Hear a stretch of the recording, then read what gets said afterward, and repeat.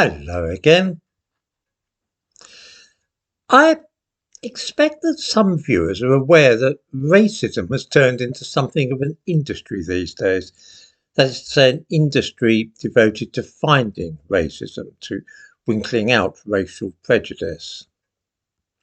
There are all kinds of employment opportunities in the field, of course, and endless chances to denounce ordinary and unenlightened people for not adhering to the latest euphemisms relating to ethnicity, for example, for using the wrong words.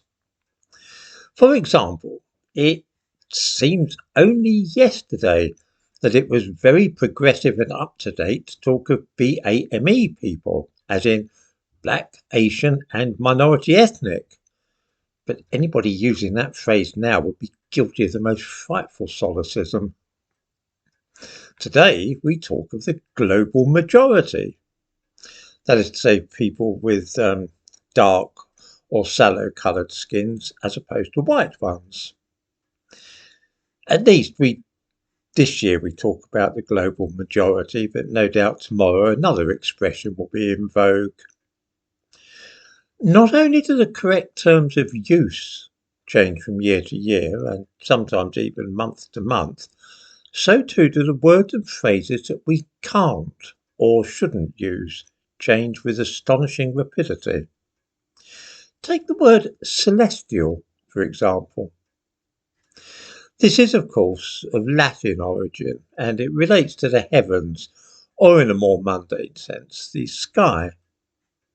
Some older viewers might recall the Lord's Prayer saying the Paternoster in Latin, Paternoster quies in caelis, or Chiaelis, as the latest pronunciation would have it, Our Father which art in heaven.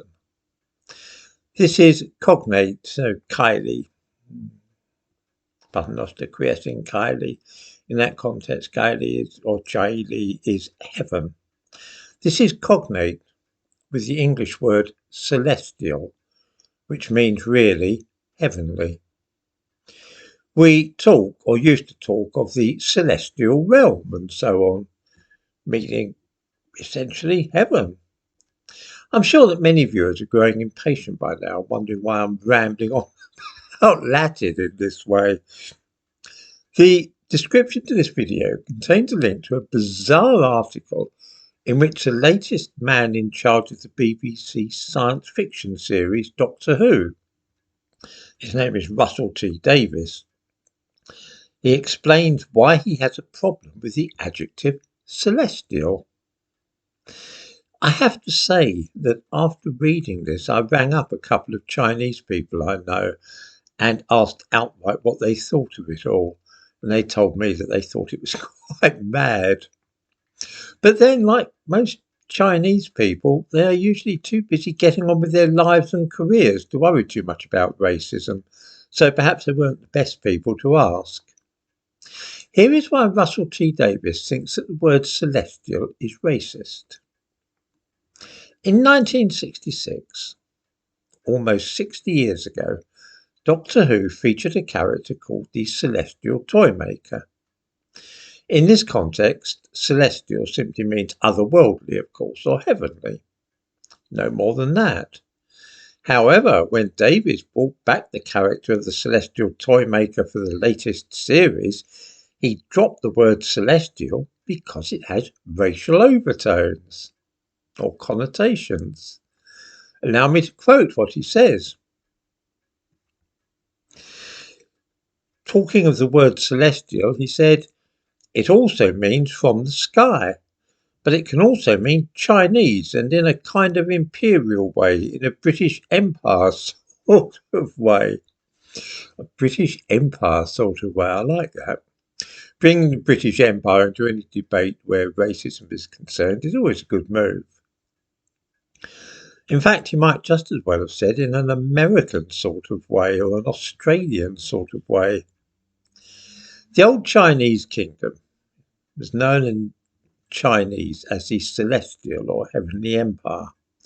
In the 19th century, that is to say the 1800s, Some people in America and Australia consequently used to refer to Chinese people as celestials. There, that's it. If this is racism, it is surely the mildest and most inoffensive form imaginable, and it's at least 150 years since this expression was current. I seriously doubt if a single Chinese person in the entire world would be offended by the word celestial these days. But when you are determined to hunt down racial prejudice and racism, then this is the kind of sparse material with which you sometimes have to work now. This is a fairly good instance of how the race relations industry works these days. At one time in Britain, there was some pretty dreadful racial prejudice, and thankfully it's mostly been eradicated now. The days are long past when people felt able to advertise rooms to let and put casually at the bottom, sorry, no coloureds. In the same way, the language commonly used when a few white people gathered together 50 years ago, say, could be pretty frightful, with the most terrible racial expressions thrown about casually. That too has been over for many years.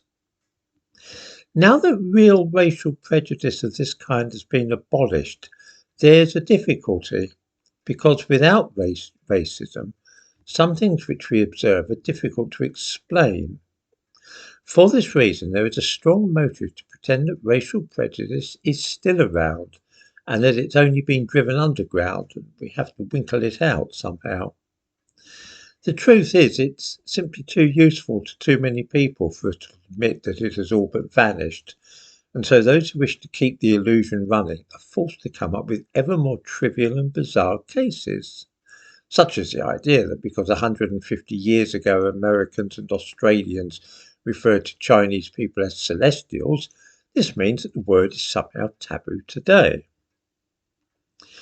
It's quite noticeable that at one time Hindus and Sikhs were at the forefront of the battle against racial prejudice in Britain.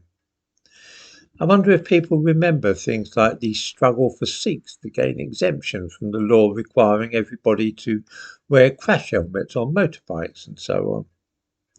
As racial prejudice in this country has declined and equal opportunities have become a reality, so too those whose ancestry lies in the Indian subcontinent have tended to withdraw and simply get on with their lives. Anybody who looks at the number of Chinese people and Indians in various professions these days knows that there's no bar at all to their progressing as well as any white person. Perhaps viewers might care to ask themselves just why there are those like Russell T Davies and other Guardian reading types who are so keen to maintain the illusion that Britain is still a racist society. The hunt for racial prejudice today in Britain is subject to the law of diminishing returns. That is to say, the more and more searching for it is resulting in less and less finding of it. 50 years ago, there was real and hideous racial prejudice. Those were the days when gangs of white youths would actually go out hunting for people of Asian appearance to beat up or even murder. Today, one has to invent trifling forms of supposed racial prejudice, such as so-called microaggressions, because there's no longer any actual aggression to see. I'm going to explore in a video in the next few days just why it is that some people are determined to pretend that racial prejudice is still flourishing in Britain.